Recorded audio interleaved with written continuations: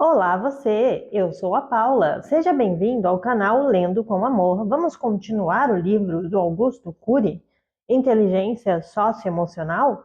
A Formação de Mentes Brilhantes? Então vamos lá! Antes de continuar, não se esqueça de se inscrever aqui no canal e de deixar o seu like, pois isso me ajuda e me incentiva a trazer mais audiolivros aqui para vocês. Obrigado! Capítulo 4. Quarta ferramenta para educar a emoção e formar mentes livres. Trabalhar os papéis da memória. Reeditar o filme do inconsciente. Trabalhar os papéis da memória é 1. Compreender a complexa atuação do fenômeno RAM, registro automático da memória, o arquivamento das experiências. 2. Compreender a formação das janelas da memória como território de leitura num determinado momento existencial. 3. Compreender a formação de janelas light, killer e neutras. 4. Compreender a formação dos traumas e das zonas de conflito na memória. 5. Compreender o papel da emoção no processo de abertura das janelas da memória, na construção das cadeias de pensamentos e na atuação do eu como autor da história. 6. Usar ferramentas para reeditar o filme do inconsciente. 7. Usar ferramentas para proteger a memória e filtrar os estímulos estressantes. 8. Cuidar da memória como um jardim de janelas light e não como um depósito de lixo de experiências asfixiantes. Nossos erros históricos relativos à memória parecem coisa de ficção. Há milênios atribuímos à memória funções que ela não tem. Há graves erros no entendimento da memória, tanto na psicologia como na educação. A ciência desvendou pouco os principais papéis da memória. A teoria da inteligência multifocal vem contribuir humildemente para corrigir algumas importantes distorções nessa área fundamental. Milhões de professores no mundo estão usando a memória inadequadamente. O registro da memória depende da vontade humana? Muitos cientistas pensam que sim, mas estão errados. O registro automático é involuntário. A memória humana pode ser deletada como a dos computadores? Milhões de usuários dessas máquinas creem que sim, mas é impossível deletá-las. O sonho da equipe da Escola da Inteligência é que todos os alunos, bem como os professores e seus pais, compreendam o funcionamento básico da mente e os papéis vitais da memória para encontrar ferramentas que possam expandir sua inteligência, enriquecer nossas relações e construir e reconstruir a educação. O registro da memória é involuntário. Certa vez, um professor foi ofendido por um aluno. Sentiu que fora tratado desumana e injustamente. Queria excluir o aluno da sua vida. Fez um esforço enorme, mas quanto mais tentava esquecê-lo, mais pensava nele. Ao vê-lo, sentia raiva. Por que não conseguia esquecê-lo? Porque o registro é automático e não depende da vontade humana. Nos computadores, o registro depende de um comando do usuário. No ser humano, o registro é involuntário, realizado pelo fenômeno RAM, registro automático da memória. Cada ideia, pensamento, reação ansiosa, momento de solidão, período de insegurança é registrado em sua memória e fará parte da colcha de retalhos da sua história existencial, do filme de sua vida. Diariamente, você planta flores ou acumula lixo nos solos de sua memória. Você tem plantado flores no secreto do seu ser ou acumulado entulhos? Infelizmente, por desconhecermos os papéis da memória, não sabemos trabalhar o mais complexo solo da nossa personalidade. Tornamos-nos péssimos agricultores da nossa mente. Quanto mais tentarmos rejeitar, por exemplo, uma ofensa, perda, rejeição social, falha ou pessoas desafetas, mais elas serão registradas como janelas killer pelo fenômeno RAM. Mais serão lidas pelo gatilho da memória, pelo autofluxo e pelo eu. Mais contribuirão milhares de pensamentos e imagens mentais angustiantes e mais serão registradas novamente pelo fenômeno RAM, fechando o círculo da masmorra psíquica, desertificando os nobres jardins da personalidade. A melhor maneira de filtrar os estímulos estressantes para cuidar dos solos da memória não é tendo aversão, fobia, ódio, rejeição, reclamação. Devemos usar essas técnicas que já comentei sinteticamente, mas que durante toda a vida devemos recordar delas e praticá-las. 2. A emoção determina a qualidade do registro. A emoção determina a qualidade do registro. Quanto maior o volume emocional envolvido em uma experiência, mais o registro será privilegiado e mais chance terá de ser lido. Você registra milhões de experiências por ano, mas resgata frequentemente as experiências com maior conteúdo emocional, como as que envolvem perdas, alegrias, elogios, medos, frustrações. Onde as experiências são registradas? Primeiramente, na MUC, Memória de Uso Contínuo, que é a memória utilizada nas atividades diárias, a memória consciente. As experiências, como alto volume tensional, são registradas como janelas Killer duplo P no centro do consciente MUC e, a partir daí, serão lidas continuamente e registradas novamente, por isso o nome duplo P, ou duplo poder, poder de aprisionar o eu e de se expandir. Com o passar do tempo, à medida que não são utilizadas com frequência, vão sendo deslocadas para a parte periférica da memória, contaminando a chamada de ME, memória existencial ou inconsciente. A MUC, como disse, representa o centro da cidade da memória e a ME, os bairros periféricos. Por que são frequentes as recaídas? É muito comum que ocorram recaídas durante um tratamento psiquiátrico ou psicoterapêutico de um paciente portador de fobia, transtorno obsessivo, síndrome do pânico, depressão, dependência de drogas. Embora o profissional de saúde mental seja experiente e o paciente seja motivado, as recaídas ocorrem, porque nem todas as janelas são reeditadas com facilidade durante o tratamento. É possível que algumas janelas traumáticas ou killers ainda fiquem intocáveis em um determinado foco de tensão. Elas podem aparecer saindo do subterrâneo do inconsciente e conquistando o palco consciente. Mas jamais o paciente deve encarar uma recaída para se punir ou se achar impotente, mas para se encorajar a continuar reeditando suas janelas traumáticas. Colocar-se como vítima é se autodestruir. Mesmo uma pessoa dependente de drogas que se internou durante meses e fez um tratamento adequado pode recair. Na realidade, não poucos recaem. Esse processo ocorre porque o volume de tensão das janelas Killer duplo P, poder de encarcerar o eu e poder de formar um núcleo traumático, não reeditadas, que contém os efeitos psicotrópicos da droga, podem produzir a síndrome do circuito fechado da memória. O volume de ansiedade dessas janelas é tão grande que bloqueia o acesso a milhares de outras janelas que contêm milhões de informações. O eu torna-se um escravo da síndrome do circuito fechado, SIF, o que o leva a ter dificuldade gritante de tomar decisão, fazer escolhas, se autodeterminar depois que o processo se instalou. Mas ainda assim o eu pode e deve aprender a resgatar sua capacidade de liderança e reeditar essas janelas doentias. Como?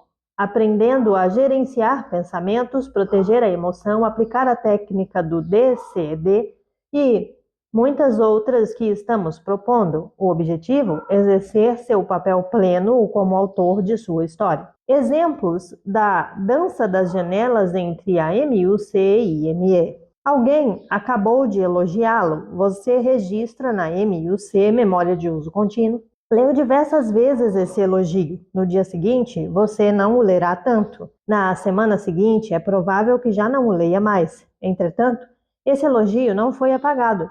Foi para a ME, Memória Existencial ou Inconsciente. Continuará influenciando a sua personalidade, porém com menor intensidade.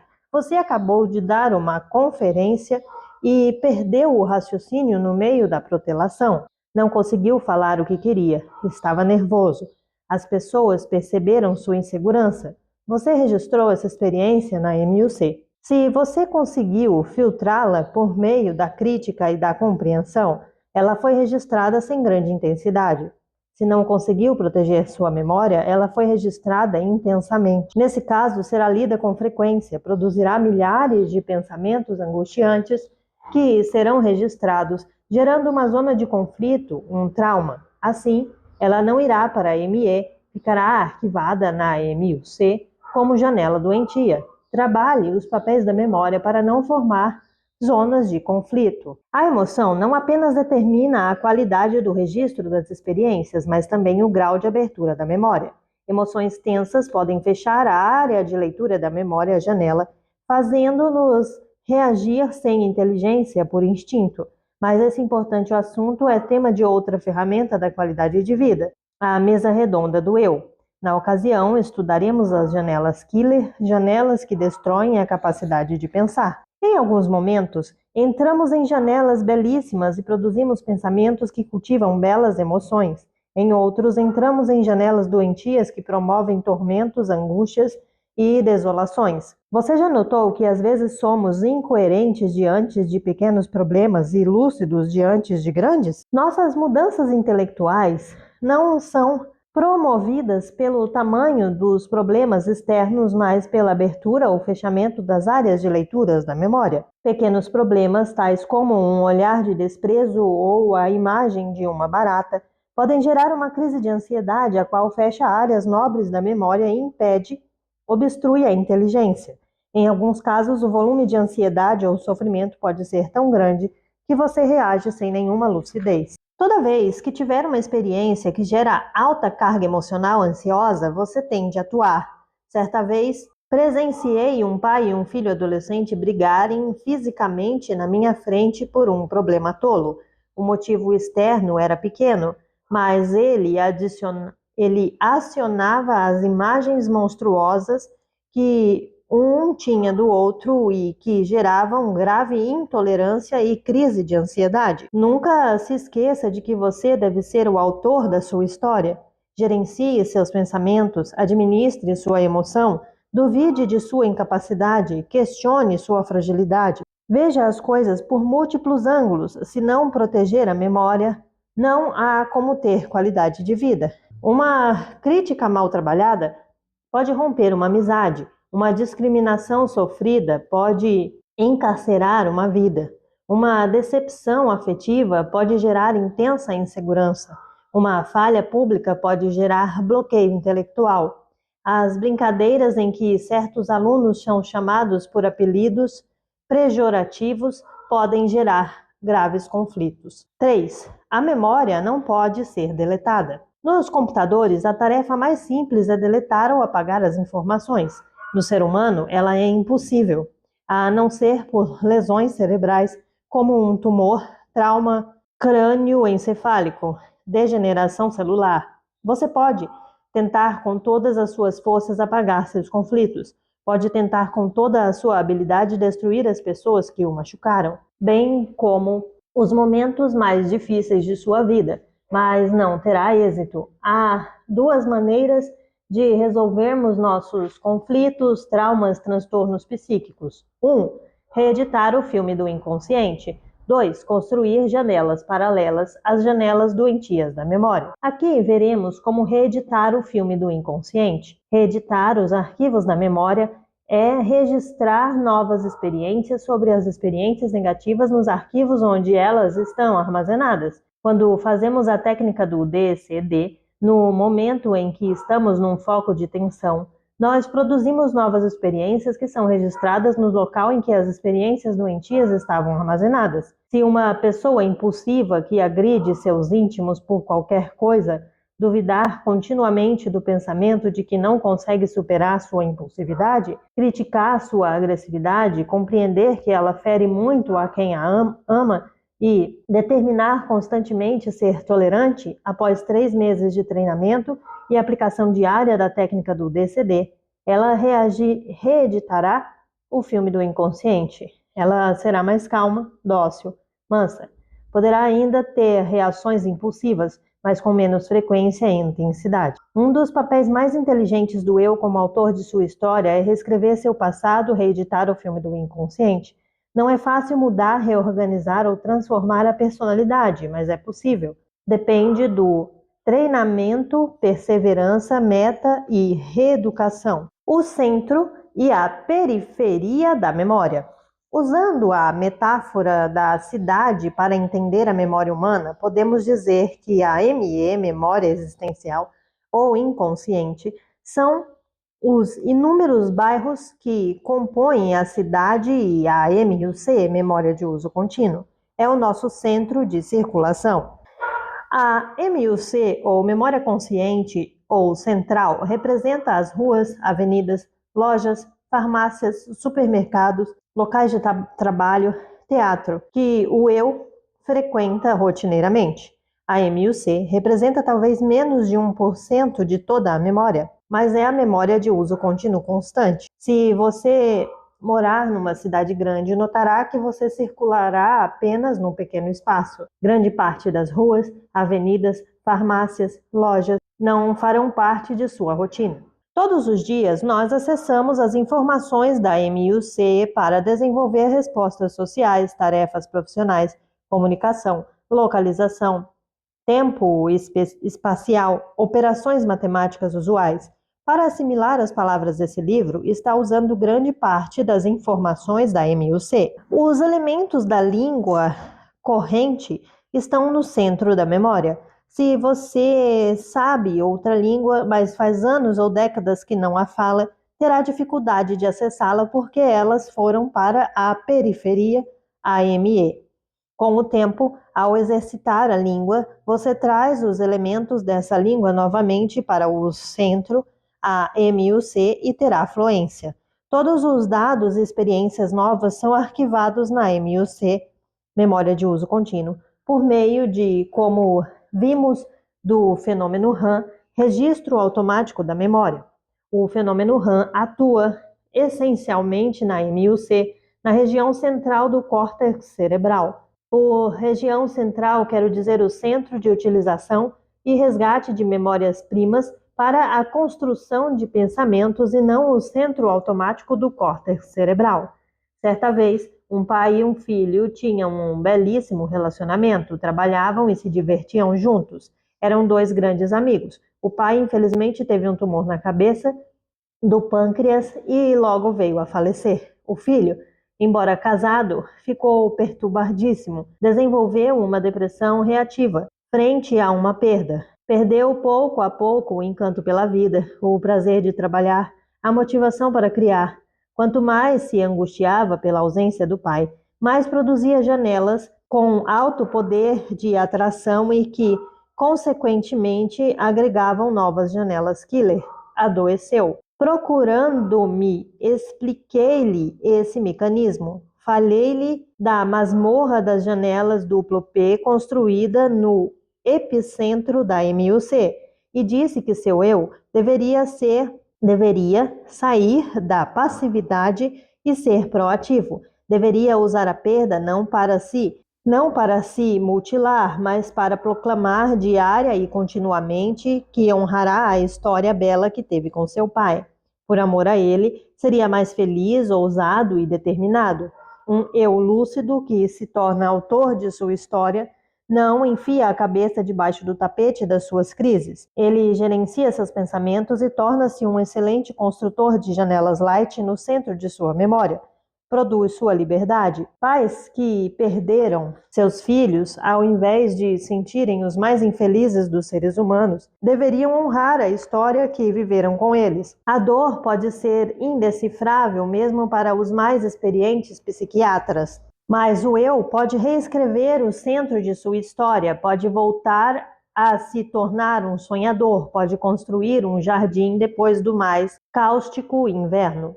E a ME, ou memória inconsciente, representa todos os externos bairros periféricos edificados no córtex cerebral desde os primórdios da vida. São regiões no inconsciente ou subconsciente que o eu e outros fenômenos constroem cadeias de pensamentos que não utilizam frequentemente, mas tais regiões não deixam, em hipótese alguma, de nos influenciar. As fobias, humor depressivo, ansiedade, reações impulsivas, inseguranças que não sabemos de onde vêm ou por onde vieram, foram emanadas da ME, memória existencial ou inconsciente.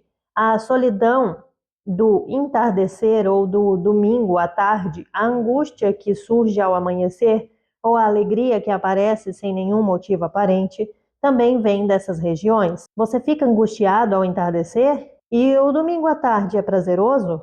Há algumas datas ou ambiente que o entristece? Uma pessoa que você nunca viu na frente, mas parece conhecê-la, um ambiente onde nunca esteve, mas jura que também o conhece, emanam dois imensos solos da ME. Há milhares de personagens e ambientes arquivados na periferia inconsciente que não são acessados pelo eu. Quando fazemos uma varredura nas áreas e resgatamos múltiplas imagens, construímos complexas composições que parecem identificar pessoas e ambientes desconhecidos. Não há nada de supersticioso nesse processo, embora o eu tenha uma tendência, uma atração pela superstição e pelo sobrenatural. Cuidar da memória é cuidar do futuro, da qualidade de vida. Muitos se preocupam com o que é registrado nos arquivos de seus computadores, mas raramente se preocupam com as mazelas arquivadas em sua memória. Achamos que, pelo fato de não nos recordarmos de uma experiência negativa, ela foi embora. Como nos enganamos? Não temos consciência do deslocamento das experiências da memória do uso contínuo, MUC, para a memória existencial ou inconsciente, ME. Tudo aquilo que não recorda ainda faz parte de você.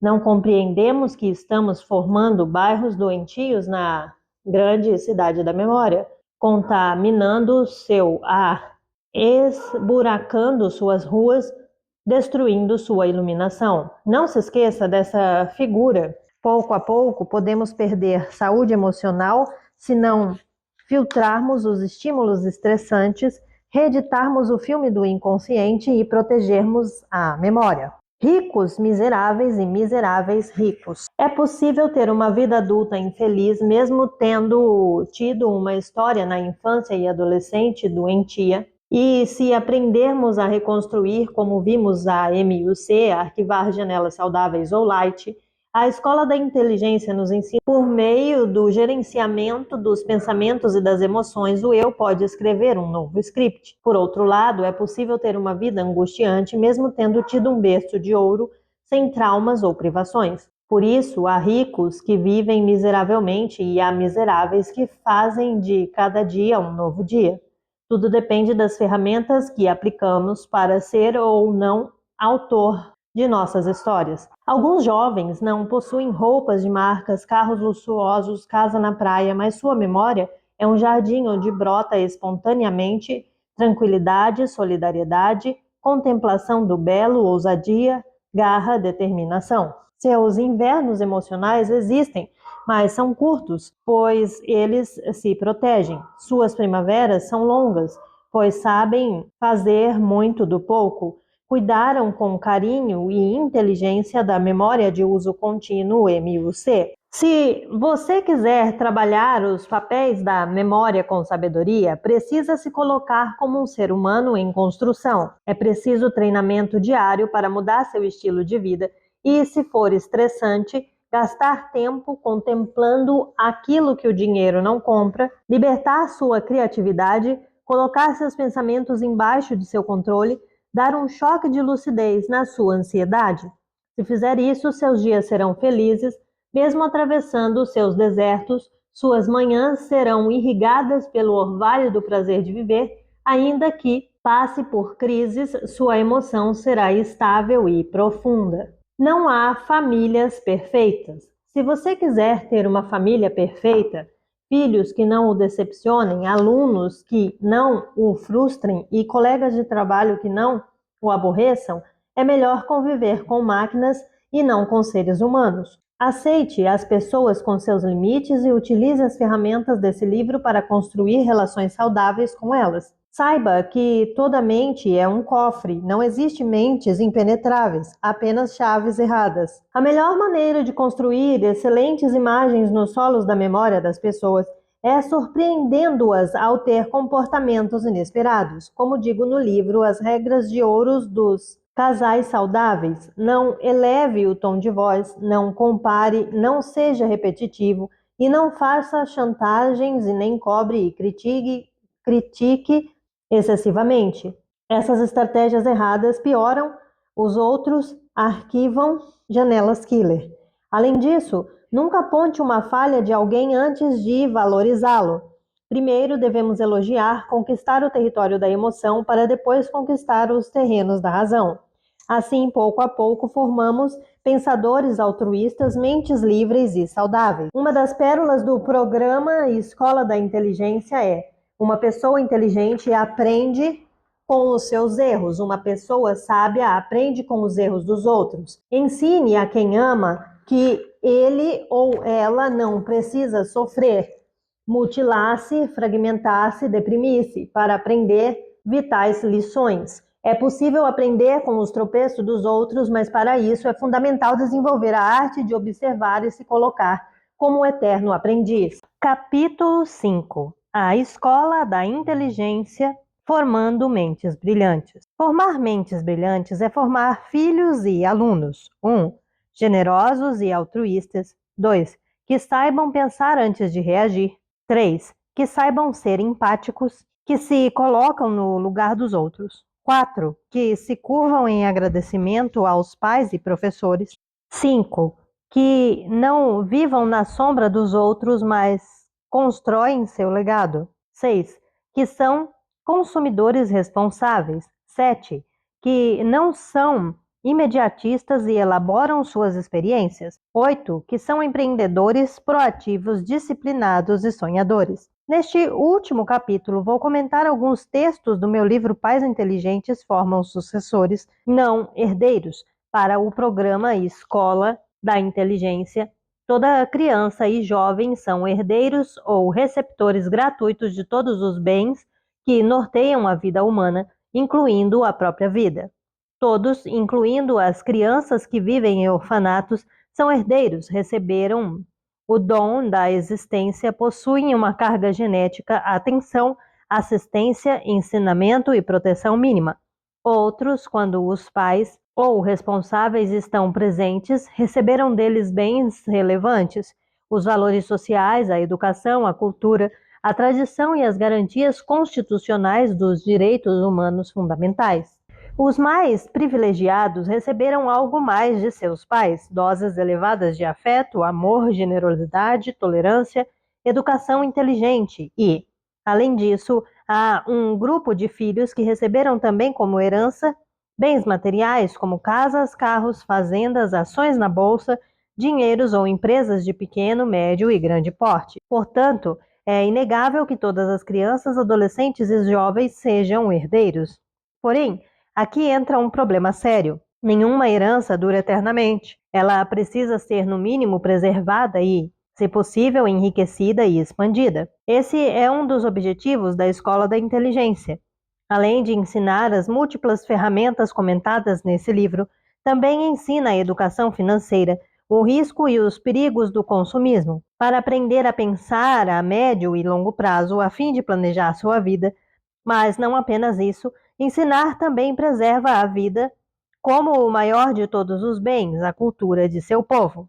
Mas quem preserva, enriquece e expande a herança recebida? Os sucessores, os herdeiros, por receberem passivamente, não valorizam o que recebem. Muitos colocam suas vidas em risco com drogas, dirigindo em alta velocidade e não pensando nas consequências dos seus comportamentos. Outros desprezam os valores e as orientações de seus pais e professores, são autossuficientes, reagem como pequenos deuses que não precisam de nada e de ninguém. E ainda outros gastam irresponsavelmente seus bens materiais. Portanto, para o programa Escola da Inteligência, não basta ser herdeiro, tem que aprender a ser sucessor. O futuro do planeta, da sociedade, das empresas, das famílias, depende da formação de sucessores. Esse é um assunto seríssimo, mas grande parte das escolas do mundo todo ainda não acordou para ele. As tradições podem morrer, os valores podem se diluir, os bens materiais podem evaporar. Até a vida envelhece com o tempo e exige cuidados especiais. Caso contrário, ela é interrompida mais cedo. O século XVII ficou conhecido como a Idade dos Mendigos. Em 1630, um quarto da população de Paris era constituída de mendigos. A pobreza material era assombrosa. Mas hoje, no século XXI, voltamos à idade dos mendigos emocionais, dos que precisam de muitos estímulos, roupas e aparelhos para sentirem migalhas de prazer.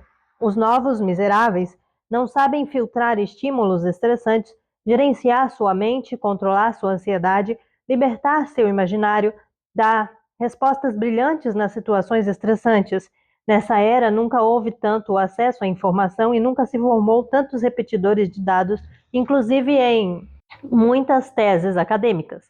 Se não formamos sucessores ousados, estrategistas, empreendedores disciplinados, as famílias serão fragmentadas, as empresas estarão em falência e as nações em decadência, e os recursos do meio ambiente se esgotarão.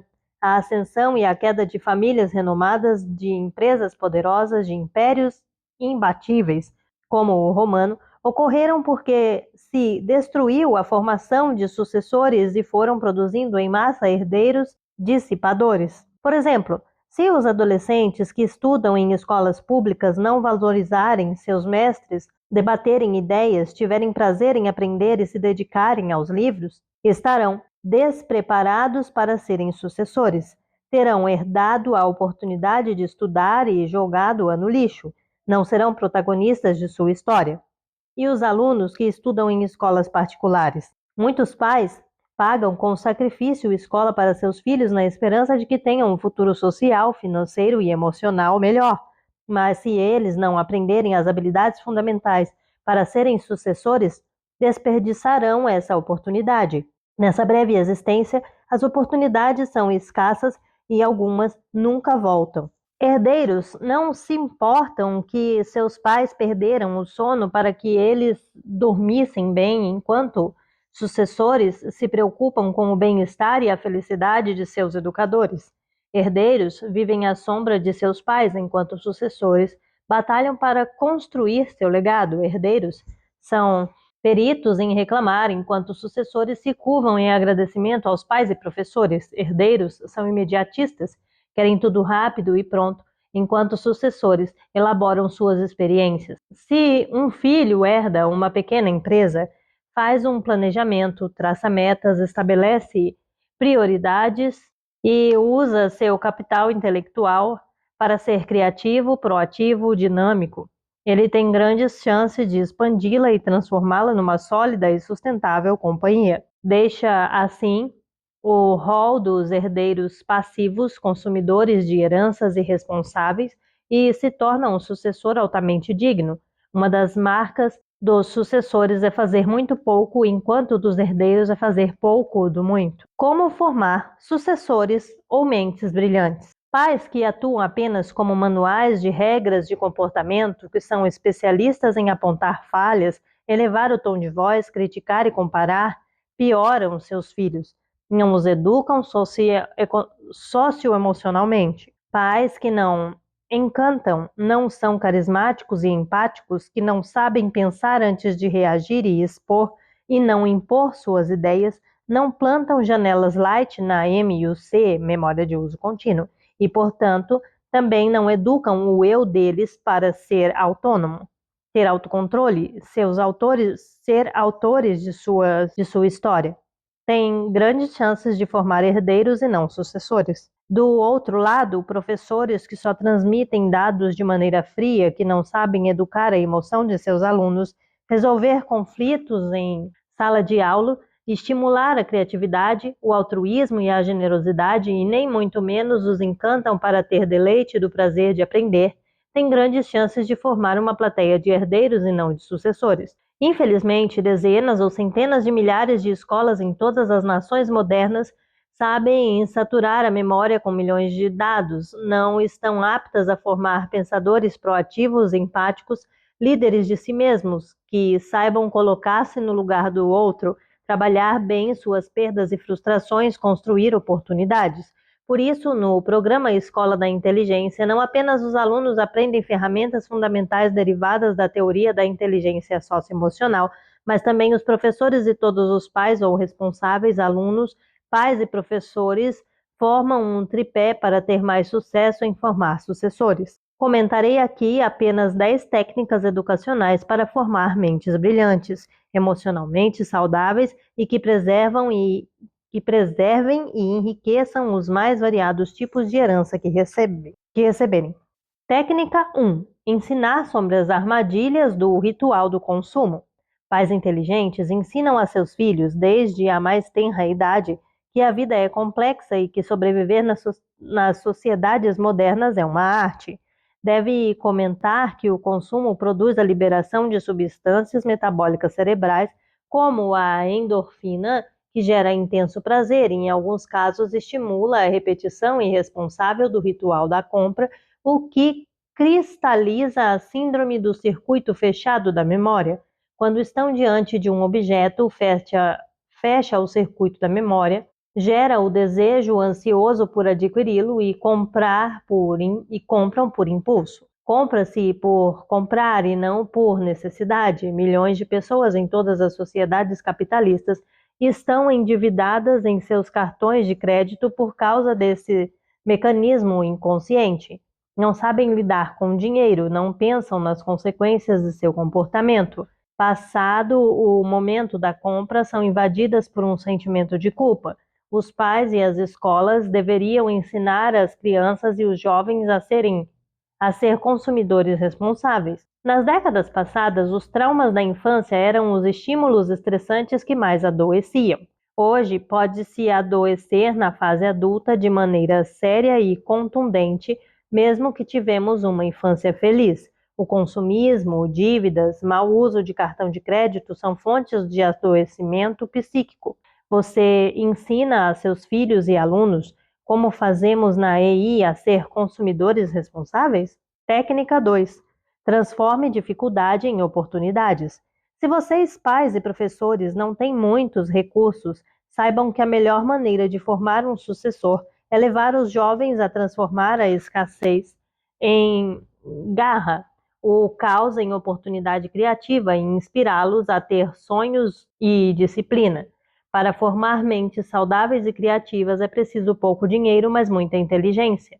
Pais sábios devem ensinar que a vida é belíssima, mas ao mesmo tempo frágil, como as gotas de orvalho que aparecem por instante e se dissipam aos primeiros raios solares. Está mais do que provado que quem tem plena consciência da fragilidade da vida a valoriza mais intensamente e a desfruta mais profundamente. Pais, não se esqueçam de que é sua responsabilidade cuidar da própria qualidade de vida para seus filhos, para que seus filhos aprendam a cuidar deles.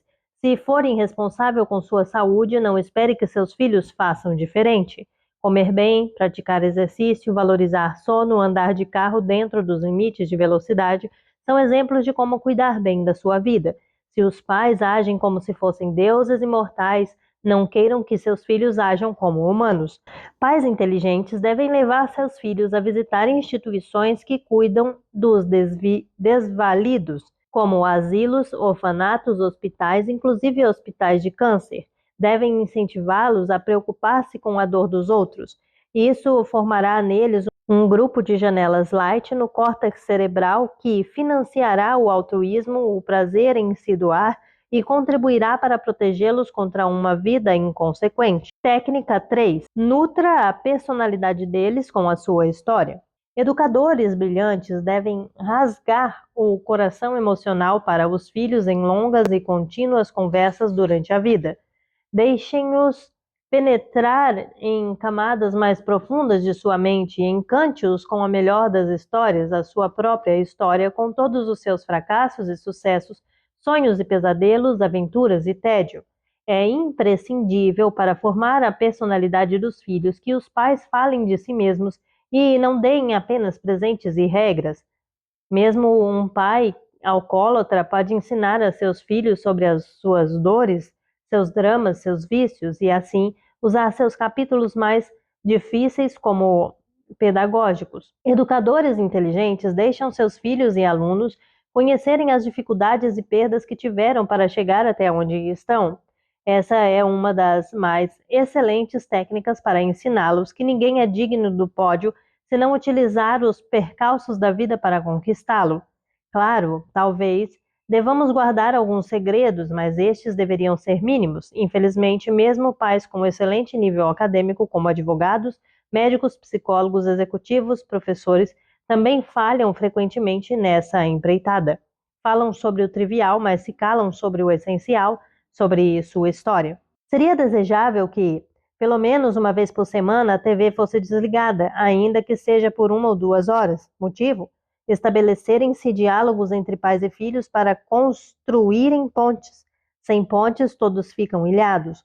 Há estatísticas que demonstram que 50% dos pais nunca conversaram com seus filhos sobre seus medos, pesadelos, dificuldades, angústias, sonhos. Uma perda irreparável. A família moderna, infelizmente, tem se tornado um grupo de estranhos. Como formar mentes brilhantes e maduras se não nutrimos nossos filhos e alunos com nossas experiências? Formaremos meninos com diplomas nas mãos. Técnica 4. Não superproteja. Pais inteligentes não devem superproteger seus filhos, criando-os em uma redoma. Pais que satisfazem todos os desejos dos filhos, que não suportam pressão e birras, que cedem com facilidade, formam filhos frágeis e incapazes de lidar com as frustrações, crises e perdas que sofrem e sofrerão no futuro. A superproteção cria mecanismos mentais que bloqueiam a resiliência, a capacidade de suportar contrariedades. Quando os seus filhos tropeçarem, chorarem, caírem, não sejam frios, abracem-nos, mas ensinem que a vida tem muitas quedas. Quando sofrem perdas, deem seu ombro para chorarem, não mostrem-lhes que crises são etapas da vida. A dor bem trabalhada nos torna mais fortes, seguros, autores de nossa história.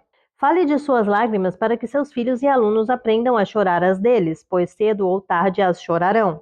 Lembre-se de sempre que transmitir o capital das experiências é vital para formar mentes brilhantes. Técnica 5. Proteja a emoção do agredido. Pais inteligentes, quando seus filhos sofrem bullying, forem ofendidos, desprezados ou alvo de apelidos pejorativos, devem procurar resolver a causa estressante no ambiente em que a agressão ocorreu. Devem abraçá-los e apoiá-los, mas não devem tratá-los como as meras vítimas indefesas. Ao contrário, devem mostrar que, daquele momento em diante, os sofrimentos tornarão mais fortes, inteligentes e criativos.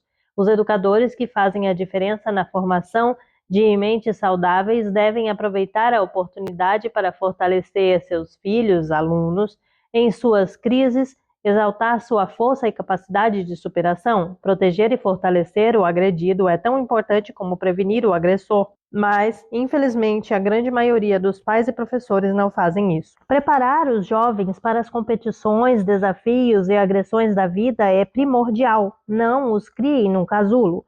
Levem-nos a não gravitar na órbita do bullying nem do ofensor.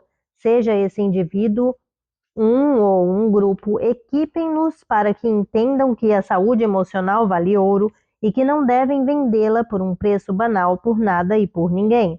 Por isso, na Escola da Inteligência, consideramos fundamental que nossos alunos aprendam a proteger a emoção, filtrar estímulos estressantes, a aprender a não comprar em sua mente o que não lhe pertence. Técnica 6. Ensine o valor da liberdade e negocie os limites. Pais inteligentes devem negociar com seus filhos seus momentos de prazer e de responsabilidade.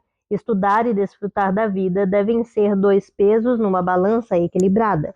Não deixem seus filhos ficarem plugados na TV e jogando videogames o dia todo. Não permita que naveguem na internet até madrugada.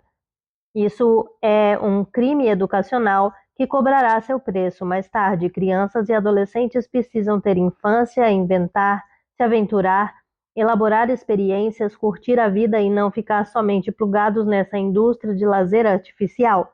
Eles necessitam, no mínimo, de 8 horas de sono. Nos finais de semana, seria bom que dormissem mais. Crianças, adolescentes e mesmo adultos não deveriam utilizar o celular até o último minuto antes de dormir, tampouco dormir ao lado dos aparelhos. As ondas azuis das telas alteram determinadas substâncias cerebrais e dificultam o sono, e o sono é o motor da vida. 2 horas antes de dormir, seria bom desligar o celular. Além disso, videogames que induzem a violência deveriam ser seriamente repensados. Todos os mecanismos agressivos para superar problemas são registrados na memória dos jovens e podem ser transportados de maneira doentia para a vida real. Em troca dos horários de lazer, videogames, sair com os amigos, as crianças e os adolescentes deveriam dar contrapartidas como ajudar a arrumar o seu quarto, tirar da mesa o copo e o prato que usaram ou fazer determinadas tarefas para contribuir com o bom funcionamento da família. Fora da família, há sempre contrapartidas. O programa da Escola da Inteligência mostra para os alunos de todas as idades que quem não aprender a servir e dar retorno torna-se um rei e faz dos pais os seus meros súditos. Entretanto, quando caírem na vida, serão destronados, cairão do céu para a terra, serão herdeiros irresponsáveis e infelizes. Uma pessoa é tanto mais saudável quanto mais se preocupa com o bem-estar dos outros em destaque da sua família. Técnica 7. Pratique a arte da gratidão. A gratidão estabiliza a emoção, dá profundidade à existência, torna saudáveis as relações humanas. Pais inteligentes devem ser os primeiros a praticar a arte da gratidão, para educar filhos gratos. Devem ser carismáticos, agradecer a seus próprios pais na frente dos filhos, agradecer ao frentista do posto, ao policial que faz a ronda, ao zelador do prédio, ao garçom que serve aos colegas de trabalho. Não peça que seus filhos sejam gratos, plante gratidão neles. Arquive janelas lights na memória do uso contínuo MUC no centro da consciência deles. Desse modo, espontaneamente serão pessoas agradecidas e bem resolvidas. Muitos intelectuais, executivos e profissionais liberais de sucesso são reservados e enclausurados dentro de si. Raramente distribuem sorrisos e cumprimentos, são tolerados, mas não são admirados. Esquecem-se de que a vida é uma brincadeira no tempo e que em breve irão para a solidão de um túmulo como qualquer mortal. Vivem como semideuses, não refletem que ninguém leva status, poder, autoridade, dinheiro, não abrem as portas de sua mente para impactar quem está ao seu lado. Se os educadores são fechados e sisudos, não esperem contribuir para que seus filhos e alunos sejam abertos e relaxados.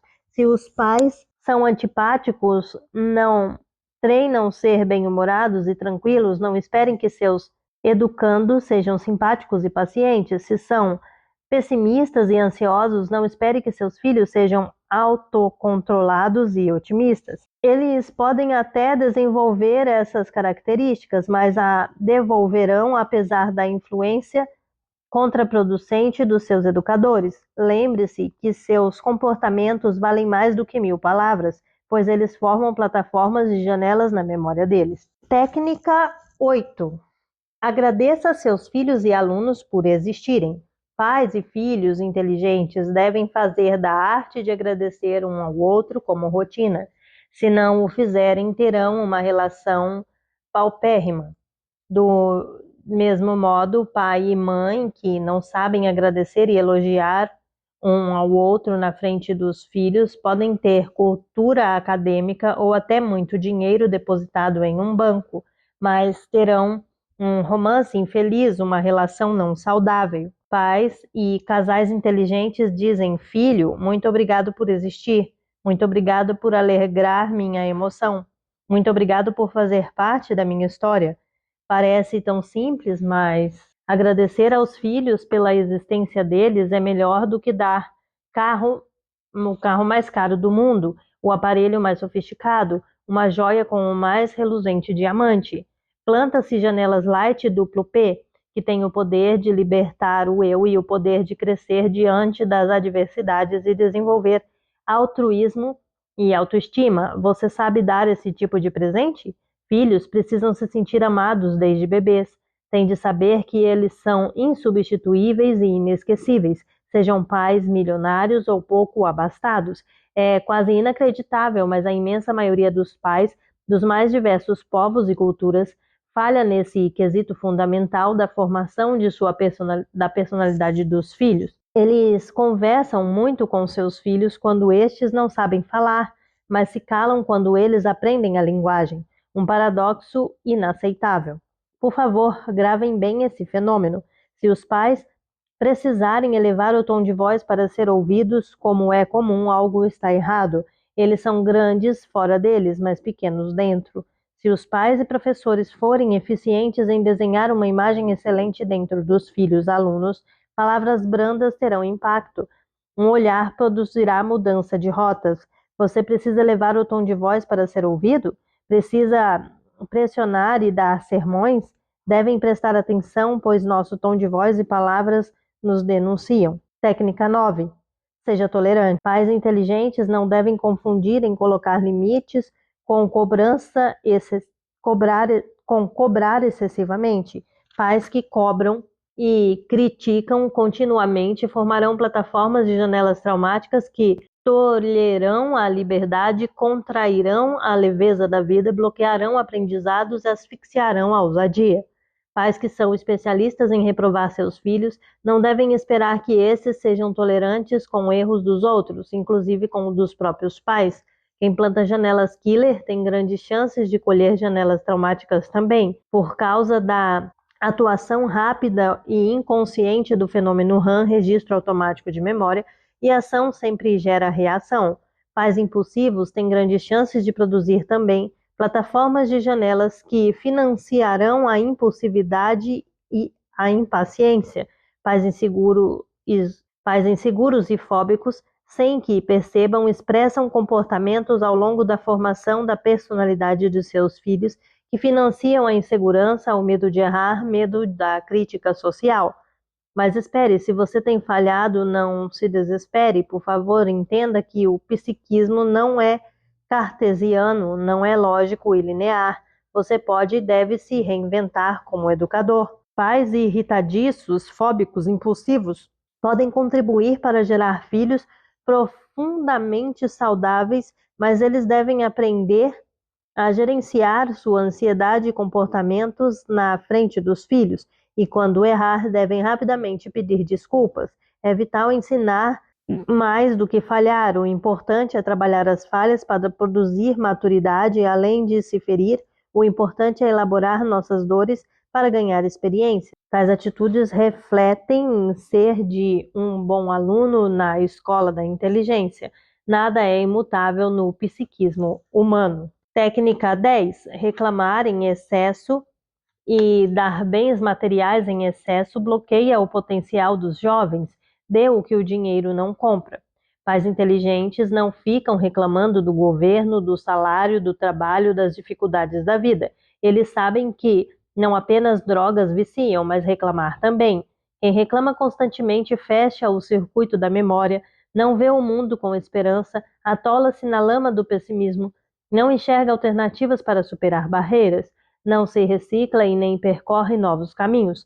Educadores inteligentes são ponderados em suas críticas e observações dos comportamentos dos outros, têm boa capacidade de suportar contrariedades, não reclamam excessivamente de seus filhos e alunos. Não estou dizendo que devemos ser ingênuos, abrir mão do pensamento crítico. O que quero dizer é que as pessoas só veem o lado ruim das outras, que são peritos em denunciar e ávidas em apontar falhas, bloqueiam a liberdade e a autonomia dos seus educadores. Uma das formas mais penetrantes para empobrecer o potencial intelectual dos filhos é reclamar ou falar mal de tudo e de todos na frente deles. Eles deixarão de ser proativos, se viciarão em culpar os outros e não resolver seus problemas, em resolver seus problemas. Achamos que é difícil formar filhos ousados, empreendedores, bem-humorados, carismáticos, criativos, que saibam encantar as pessoas e também a ser sucessores, por que não, percebemos que nós é que somos os maiores obstáculos. Outro grande obstáculo na formação de filhos brilhantes é dar presentes em excesso. Pais inteligentes não deveriam dar roupas, brinquedos, tênis, aparelhos eletrônicos indiscriminadamente, mesmo se forem milionários. Dar em excesso asfixia o prazer de viver, amordaça a aventura da conquista, gera mentes insaciáveis. Uma das melhores formas de esmagar a saúde emocional dos filhos e de torná-los superficiais, infelizes, consumistas e destruidores de herança é dar tudo o que pedem. Roteiro que o melhor que os pais podem dar aos seus filhos para o desenvolvimento de uma mente livre e de uma emoção produtiva não pode ser comprado pelo dinheiro. Seus valores, sua visão de vida, seu afeto, seus abraços, seus beijos, longas conversas, ombro para que eles possam chorar, capacidade de apostar neles quando falharem e capacidade para encorajá-los quando de alguma forma desabarem. Bens materiais são substituíveis, mas vocês são insubstituíveis. Capítulo 6. Conclusão. 2 grandes compromissos. Um olhar para o futuro. A inteligência socioemocional, derivada da teoria da inteligência multifocal, nos leva a 2 grandes compromissos, 2 grandes romances. Primeiro, um romance com a humanidade. Quem desenvolve tal inteligência tem a convicção que os fenômenos que constroem cadeias de pensamentos em milésimos de segundo, sem a participação consciente do eu, estão presentes em cada ser humano e, portanto, denunciam que somos mais iguais que imaginamos. Essa verdade científica deveria nos compelir a pensar muito além do grupo social, cultural, acadêmico, religioso, mas pensar como espécie. Nenhuma de nossas diferenças depõe contra nossa única essência, por isso devemos lutar contra todo tipo de discriminação. Pensar como espécie é um fruto excelente da inteligência existencial, pouquíssimo desenvolvido no sistema acadêmico mundial.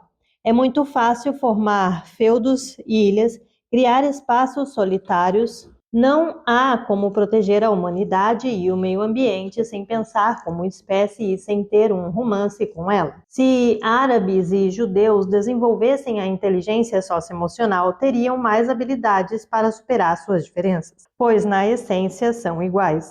Se pensássemos como espécie, seríamos menos brancos e negros, celebridades e anônimos, ocidentais e orientais, e mais seres humanos apaixonados pela família humana. A inteligência socioemocional também requer um romance com a vida.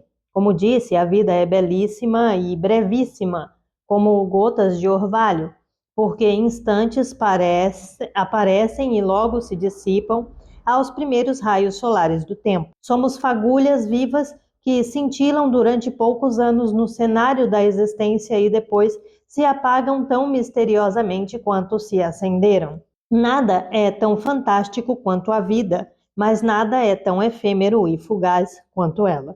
Hoje estamos aqui, amanhã seremos uma página na história. Temos de nos perguntar que história estávamos escrevendo, que história queremos escrever, que legado queremos deixar. Alguns têm fortunas, mas mendigam o pão da alegria.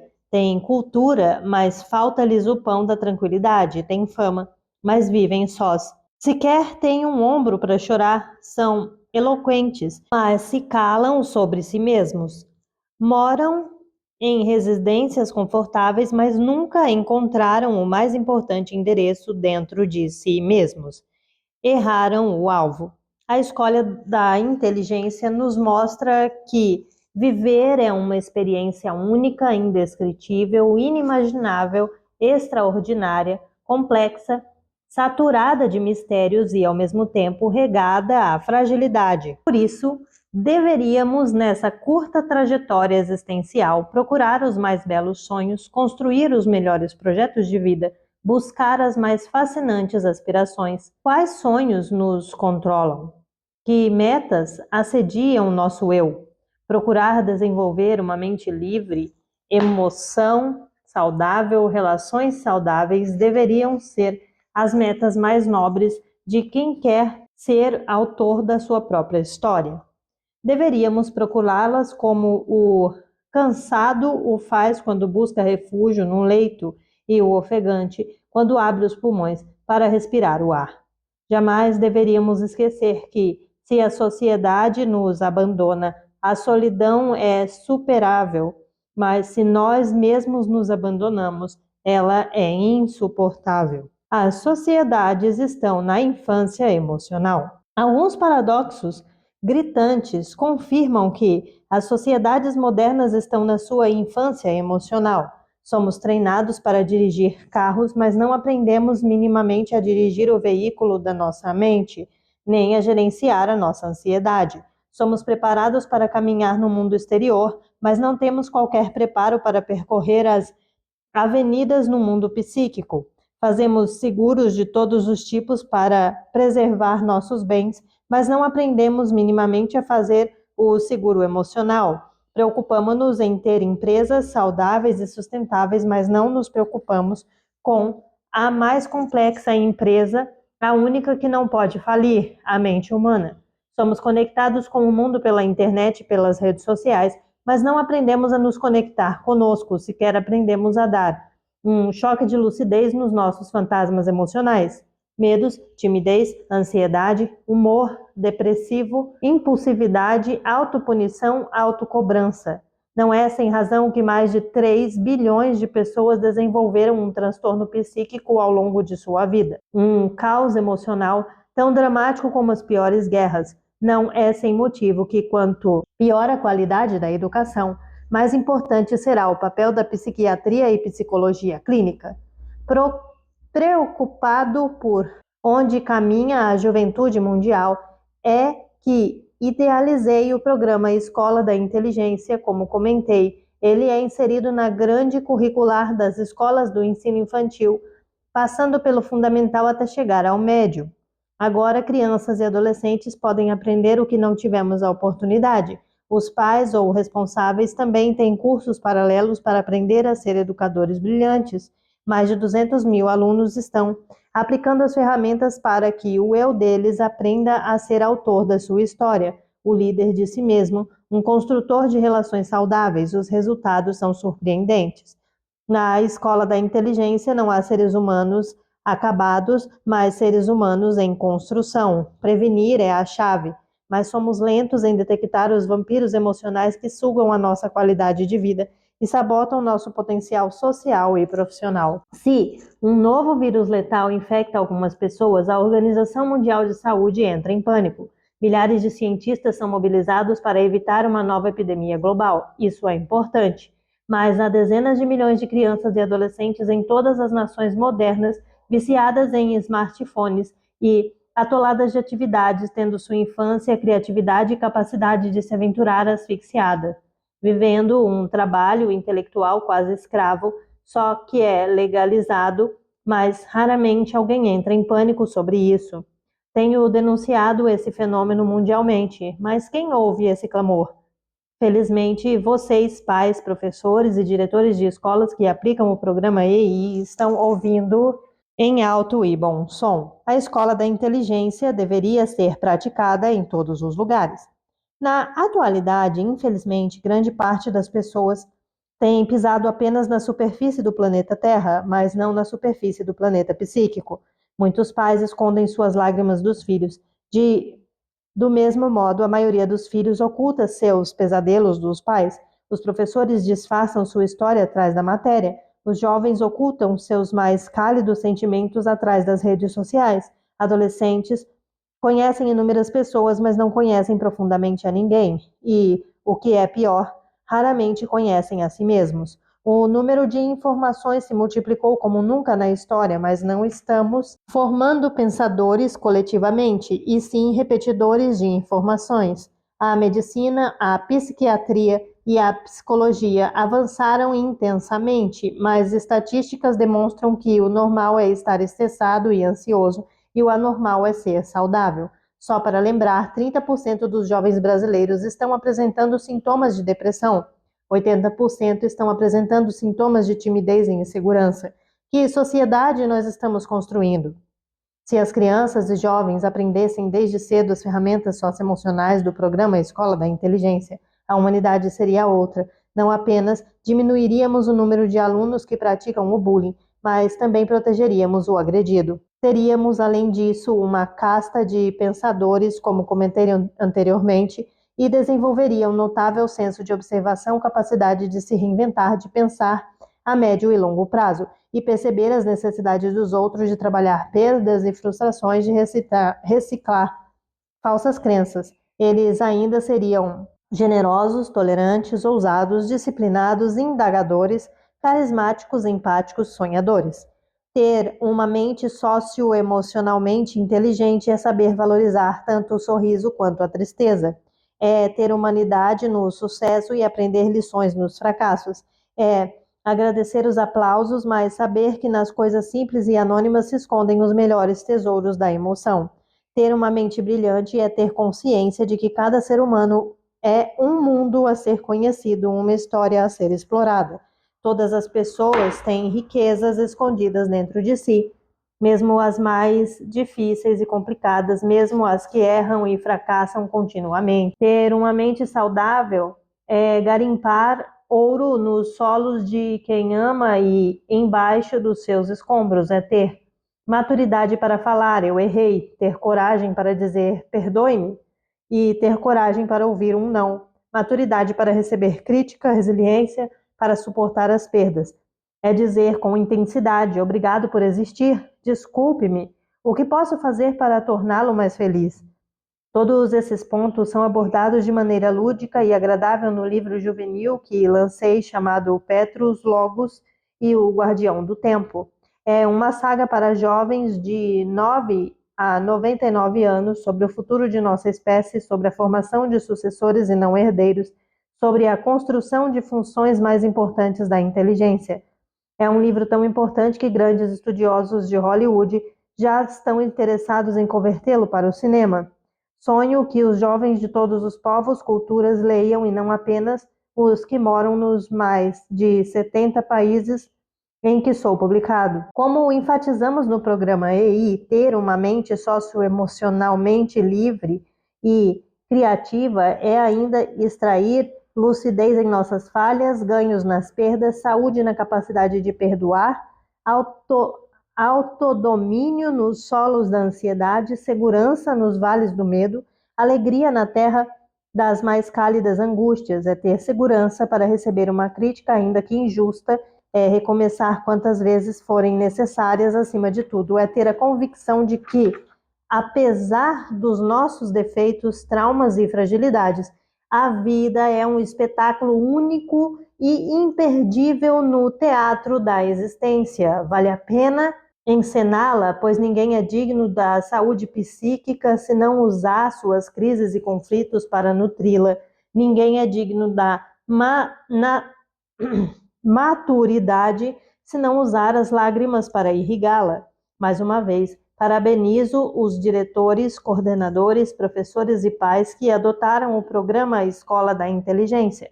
Parabéns por se preocuparem com o presente e o futuro socioemocional de seus filhos e alunos, bem como da própria humanidade. Bem-vindos à educação do século 21-22. Parabéns! Você teve acesso a algumas ferramentas da inteligência socioemocional para formar mentes brilhantes e emoções saudáveis que seus filhos e alunos terão no programa Escola da Inteligência. Nós, profissionais da pedagogia, da psicologia, do programa da Escola da Inteligência, estamos profundamente emocionados em disponibilizar esse conteúdo e essas técnicas às crianças, adolescentes e jovens. Este livro é, como comentei, uma amostra dos temas do programa EI, que você viu. Tem suas limitações, mas também possui ferramentas fundamentais para qualquer ser humano de qualquer sociedade escrever o script da sua história, educar sua emoção, desenvolver resiliência e gerenciar sua mente.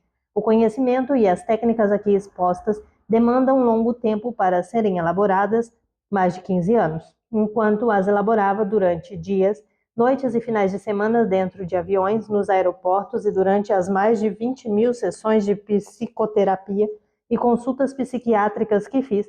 O que me motivava sempre foi o prazer de contribuir com a humanidade, a paixão por contribuir para aliviar a dor dos outros, move todas as pessoas que participaram e participam da elaboração, da aplicação do programa da Escola da Inteligência e esperamos que possa mover você.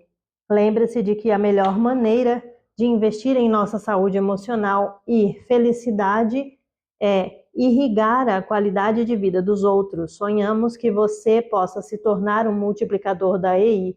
Se você considerar o programa importante, convide seus amigos a conhecê-lo e recomende que matricule seus filhos numa escola qual o adotou, como a escola de seu filho. Nunca é demais enfatizar e desenvolver uma mente livre e emoção saudável não é tão comum, mas é fundamental.